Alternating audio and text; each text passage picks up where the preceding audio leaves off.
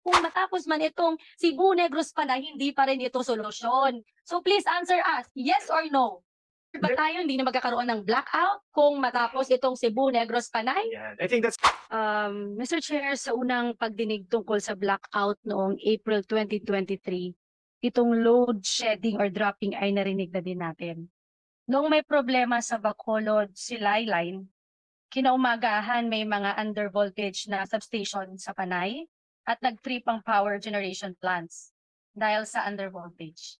Kaya during the August 15 hearing, sinabi ng NGCP na ilan sa mga safety net or hakbang ginawa nila. Ang tanong ko, review generator settings, ginawa niyo ba? Improved generation planning, improved information dissemination, effective use of emerging technologies, and information exchange. NGCP, nagawa niyo ba ito? NGCP.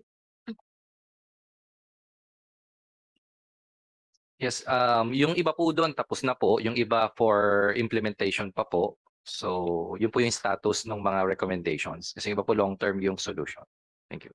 So, kaya yung reason pala, nagkaroon tayo ng ganitong blackout again dahil hindi natugunan ang promesa nyo dun sa committee noong August 15. Tama? Yes or no? NGCP. Yes, Mr. Chair. Just to add yung sa that kaninang question, yung answer is, yung iba po doon ay hindi rin po NGCP role. Yung recommendation like yung sa generation planning pa. Okay. Pero kasi kasama ito nung public hearing natin, nung committee hearing natin noong August 15, kayo mismo sinabi na nagsabi na meron kayong safety nets na ginawa at saka gagawin to make sure na hindi magkakaroon ng second blackout. So wag na tayong mag-deny, please. Accept na lang kung may kakulangan, move forward, gawin ang dapat gawin. Tama? Yes or no? Yes, Mr. Chair. Tama po. Good answer. Ngayon, may tanong ako. Siyempre, kailangan natin maghanap ng solusyon. We need to be innovative para at least makatulong tayo kasi yung prangkisa nyo, hindi naman yan forever. You have your own deliverables, di ba? So, ang tanong ko, meron ba kayong power shutdown agreement or voluntary shutdown agreement na kung may mangyayari na ganito na mag-overload tayo na alam nyo kulang yung supply ng kuryente, meron ba tayong ganyan? Pwede ko matanong ito kay Moore or... Yes, Mr. Castro, more? Sorry, ma'am, I wasn't able to Yes. answer the question. Siyempre, nagkaroon tayo ng problema. At saka nakikita nyo naman yan. Then si Moore kasi alam ko nung August 15 na hearing, na-preempt na nila na magkaroon tayo ng problema sa supply ng kuryente. And sinabi mismo ni Mr. Parcon yan. So na-recall ko lang today, just now, na kung meron ba tayong power shutdown agreement or voluntary load curtailment contract. Kunyari, sa mga malls, sa mga malaking pabrika, kasi kung magkakaroon tayo, kung meron tayong ganito, sila mismo, they can help us by saying, okay, pwede kaming mag-shutdown ng isang oras. So malaking load ang mawawala. So makakatulong ito sa local consumers na para at least ma-deload yung mga kailangan. Kung mabawasan Yes, yung ma'am. load. I'm not an engineer in this aspect, but in layman's term lang, pag intindi ko lang, pwede yung gawin to. So kung wala tayong ganyan, baka it's about time na gumawa tayo na ganito measures para at least locally we can also secure na magkakaroon ng stable na kuryente during the peak hours na kailangan natin. Yes, ma'am. Mr. Chair, in the case of more power, although we don't have written agreement with the different big loads, no, but we actually, and I could really say that our relationship with them is good in the sense that if we ask them to curtail and bring down their load, they actually would do that. No, and well, there's let's say one mall that's actually connected to one feeder, and even at the feeder level, we actually reduce, no, if need be, and they cooperate even without a written agreement, Mr. Chair.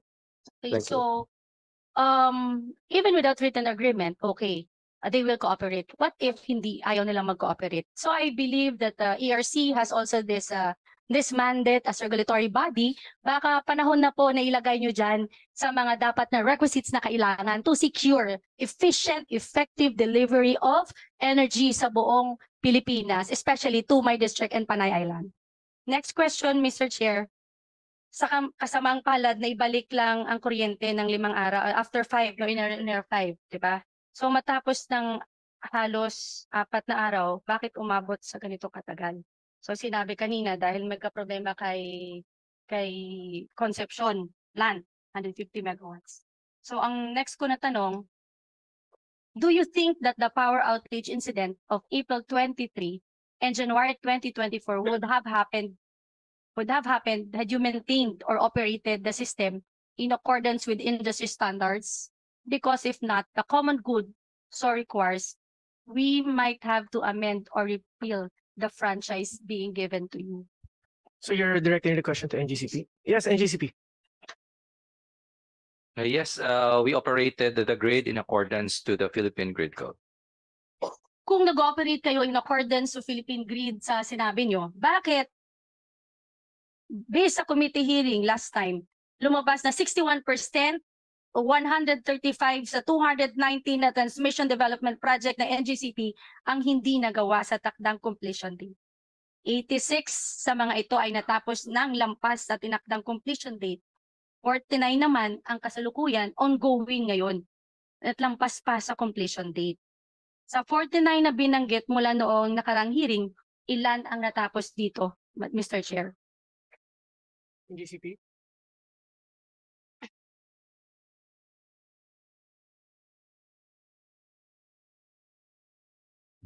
Mr. Chair.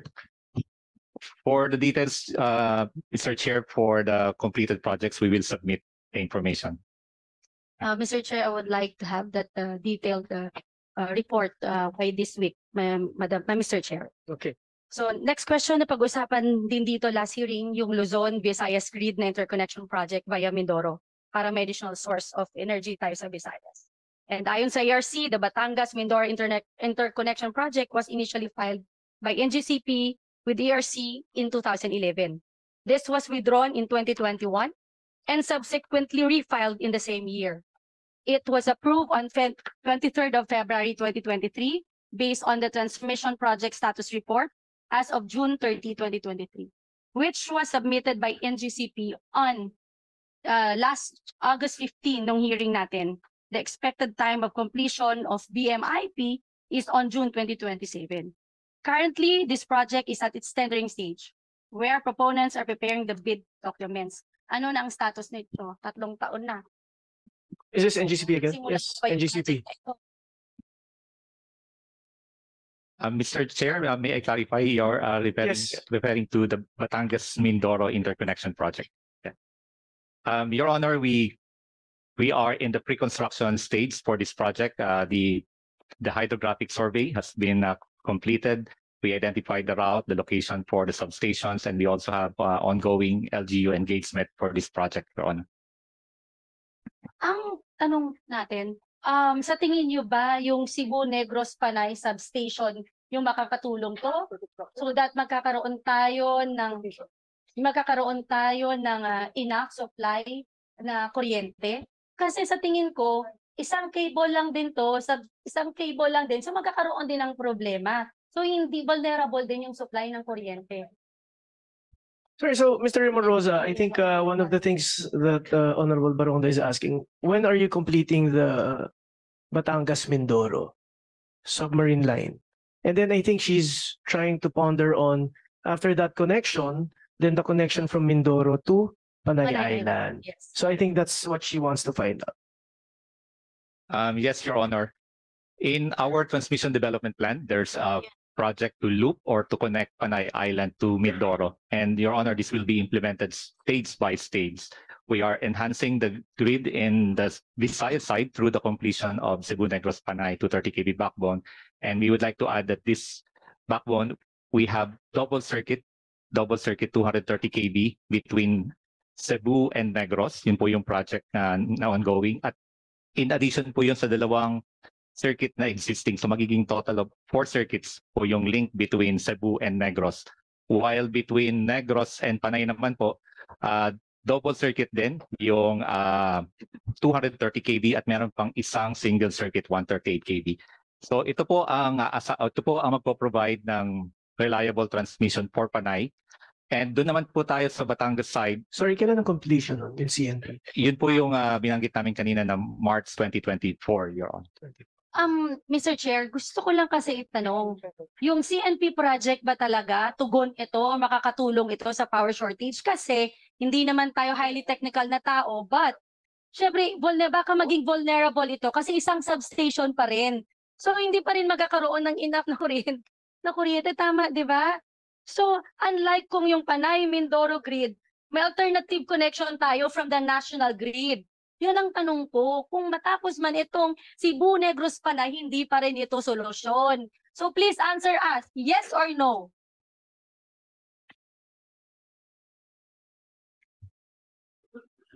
Yes or Please. no? Yes or no, Honorable Baronda, to whether it's Assured ba tayo hindi na magkakaroon ng blackout kung matapos itong Cebu Negros Panay? yeah, I think that's the first question.